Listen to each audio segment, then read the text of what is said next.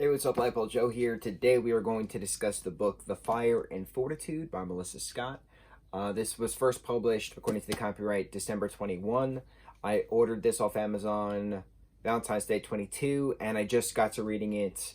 I am currently recording May 15th of 22. So there's your timeline of the 5 months from when it came out to when I'm reading it. So this is a horror book. It is a questioning of fear. What's real, what's not real, seen versus unseen. So seen and unseen is representing words of humans versus ghosts. The unseen in this book are ghosts. And this takes place in Keyville, which is this village in England. And the author's British. It's very British when it comes to certain words. Like, certain words are spelt different. Certain words we use differently. So, like, this character has a flashlight for a lot of the different parts of the story, right? But she references it as a torch. It's just how the slang is. It's just how the different words are. Torch to England, torch to British is flashlight to English, right? Or another thing is the word drawer, right? So, like, you go to your dresser, you open up the drawer, you take out your socks, right? English spelling, British spelling is draw, D-R-A-W, but American English is D-R-A-W-E-R, drawer. I go to the drawer, get my socks from the dresser, right? That kind of thing. Little things like that. But a lot of this book annoyed the hell out of me. And some of it I did like. I did like explanations. I did like the reveals at the end of who these ghosts actually are, why are they haunting this particular girl and her sister, you know, throughout her life, getting origins on the town, getting revelations of the curse of why this ghost is doing its stuff. But then there's this twist, and it doesn't make sense because, like, if the ghost is cursed to haunt the main character's sister, Talia, because it's a matter of the family used to live in the ghost's house prior to moving to the present house, which is the family home of the individuals the original ghost named Beebledash killed. So then the curse was involved, but, like, it turns out the main character is really the cursed one to be followed by Beebledash the entire time. It was a weird reveal. Very weird, very weird reveal. It's confusing because certain things are introduced and then certain things are glossed over, but then certain things don't make sense. So that's a good example of it. Another thing is, why is the curse a thing? So we get an origin story eventually in part 2. Part 1 is childhood stuff, part 2 is adult stuff. Part 2, the main character goes to this research facility down the road from her house, which just happens to be there, and from her parents' house, excuse me. And so, getting information,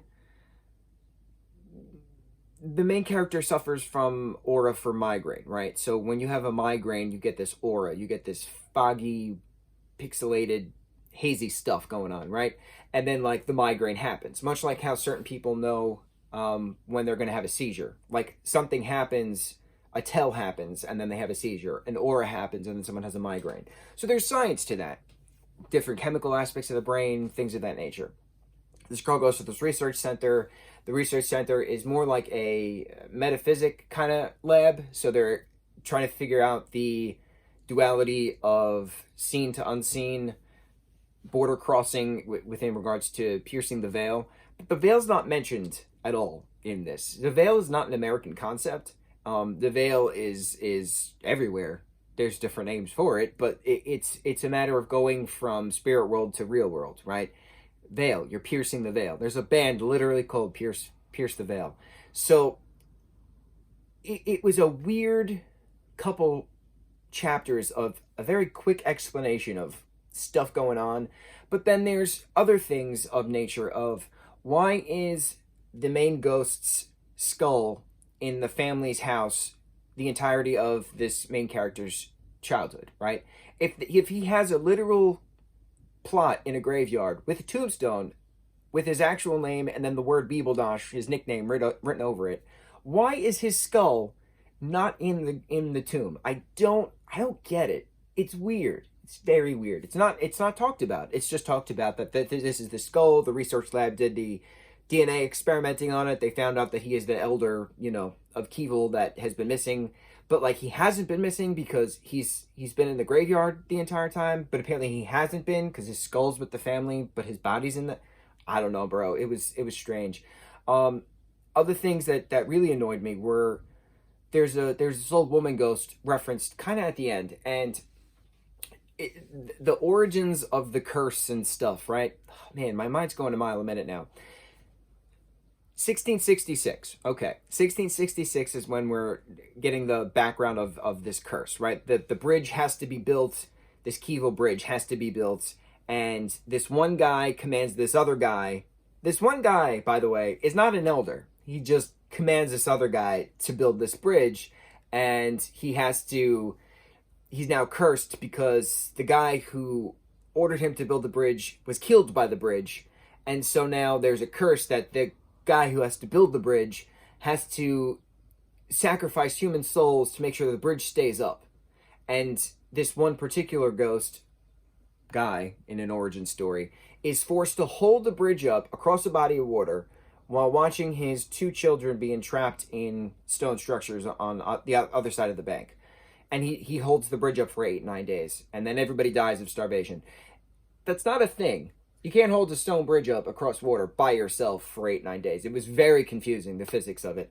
So we get origins of one of the ghosts, two ghost children, the main ghost, Beeblenosh, but then, like, this old woman ghost, right? She's referenced here and there, and then, like, we get, like, a thing that she feels guilty that the kids were killed, and she goes back to the family's home, and she grabs this teddy bear on the bed, and all these things.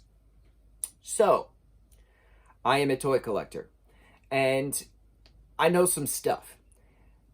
If this book took place, if the origins of this book took place in 1666, and then we jump to 1668, and those years are referenced, 1666 and 1668, the teddy bear was not produced until 1903. In 1902, American President Theodore Roosevelt, Teddy Roosevelt, was on a hunting trip. He was an avid big game hunter. We don't condone big hunting anymore. But back then, he was on a hunting trip, and one of his friends or compatriot he was with tied up this big black bear to a tree, chained up a bear to a tree, and said, "Here, Teddy, here's your kill. There's your hunt." And Teddy's like, no, this isn't hunting. This is entrapment. That's not fair. I didn't earn this. He releases the bear. Was it a bear cub? I think it was a bear cub, because I think he kept the bear with him for a little bit.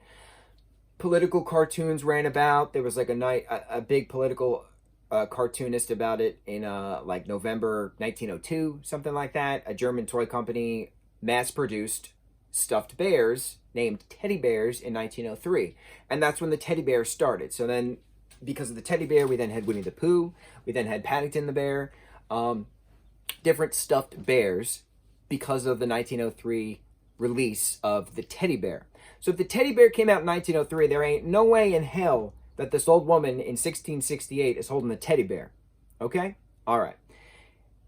Another thing, and again, I'm nitpicking here on detail, but there would never have been a stuffed bear in the 1600s. 1600 toys were hard things. So it's like, here's a rock, here's a stick.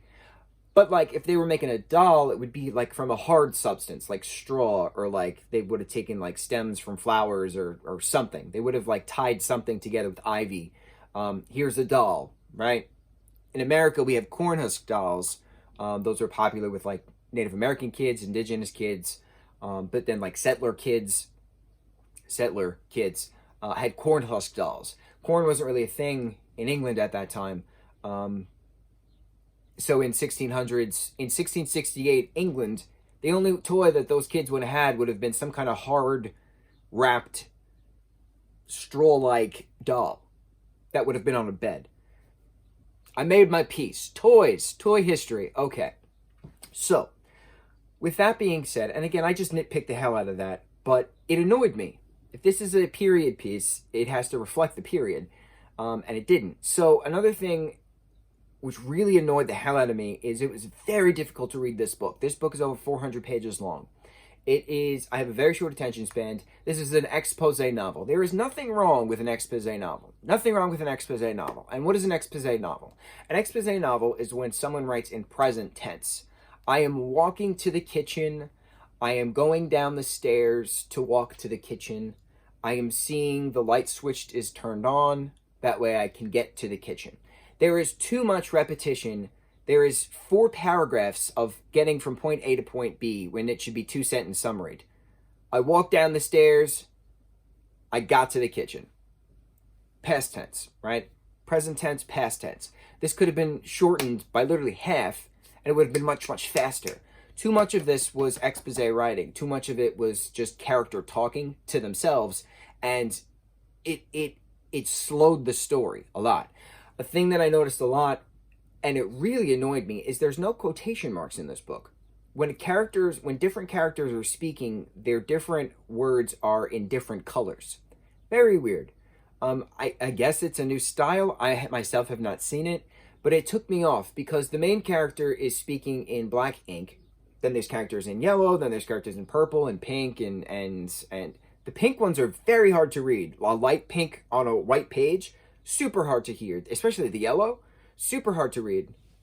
But like one point I remember the character was like in a doctor's office or in that research lab or something, and she's talking to us, the reader, but as herself. And then eventually she starts talking to one of these physicians, and I didn't realize she was talking to one of the physicians until like a page later, and I'm like, oh, we're not talking to ourselves anymore. We're not doing internal thinking, internal monologuing. We're actually having a conversation. It was so confusing because it wasn't, hey, doctor, X, Y, and Z this. It was just a continuous speech. It's just a run-on sentence. It's 400 pages of a run-on sentence. It was very difficult to read. Very difficult to read. A thing that I really didn't like in the beginning, part 1 was very hard to read just because it's about a 6, 8, 9-year-old, right? Going through different ages. I think she's 11 at some point. Then we have an 11-year time jump. The author writes very well within words. So there's 4 or 5 syllable words, right? A 6-year-old is not going to say the word understandably. Understandably. That's 5 syllables. A 6-year-old is not saying understandably. A 6-year-old might say, okay. Like, think, like, 2, 3 syllable words. A 6-year-old is not saying 6 syllable words. So for the grown-up author to be writing as a 6-year-old in present tense, I took my stuffed Pippi doll. I take my stuffed Pippi doll. I go into my bed. I hide under my covers. That's fine, but like when you're writing a present tense present tense is the mindset of the character at that moment, not past tense reliving. So a 6-year-old is not going to say these very long, intricate words as opposed to a grown-up reliving. I went to grab my stuffed Pippi doll. I got into my covers to hide from the ghost. That's different, very different. And a grown-up saying the word understandably, reliving a memory of the younger child, that's different as opposed to the present tensed 6-year-old saying 5 4-syllable words. It was very hard to pretend that was a thing. Very difficult to get past part 1. Part 2 is easier because the main character is an adult. Notice I keep saying the word main character, right? She said this, main character this. Main character doesn't have a name. Main character's sister has a name, Talia. Main character's ghosts have names. The niece and nephew have a name of her sister. Her mom, her dad, and herself do not have a name. I talked about this in a lot of the Land of Oz books, that it drives me nuts when a character has a lot of growth, development, they're the main character, and they're not given a name. I use the example of the Shaggy Man's brother in the Land of Oz books constantly, because he did a lot, and he was never given a name. Names have power, right? So if the name Beebledosh as the main ghost has power, the other ghosts have names, right? Names have power. Names have meaning. Names have power. You can use someone's name against them.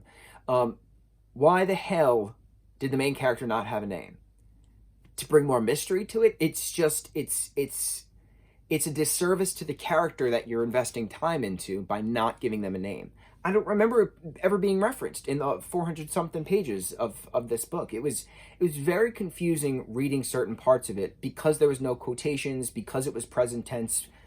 Part 1 was all about a kid speaking in present tense, and then part 2 we explore the origins of the curse, which doesn't make sense, but it's okay. When we got to 1666, automatically I get a flashback to Fear Street, 1666. Fear Street is a book series written by R.L. Stine, who did the Goosebumps books. There's a 3-movie trilogy on Netflix, Fear Street, Part 3, 1666. So I'm like, okay, yeah, 1666, we got this. But 1666 England is very different than 1666 America, obviously, and we just went over that, specifically in toys. Teddy Bear, 1903. So, parts of this I got Fear Street, parts of this I got Goosebumps. The whole Beebledosh character I got very much Babadook.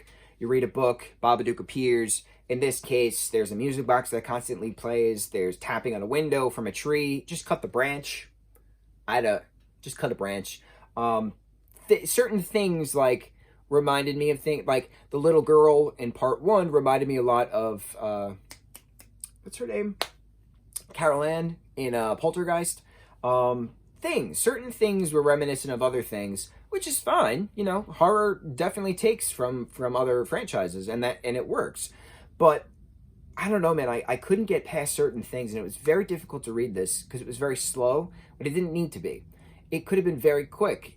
I feel like if this was in present tense, if this was in past tense, if the main character had a name, if we got an explanation of why the hell the skull has been with the family all this time, if Beebledosh has a literal gravestone and a literal coffin buried 6 feet under, I feel like if those 3 things were changed, I would have loved this book. I didn't hate this book. I liked it.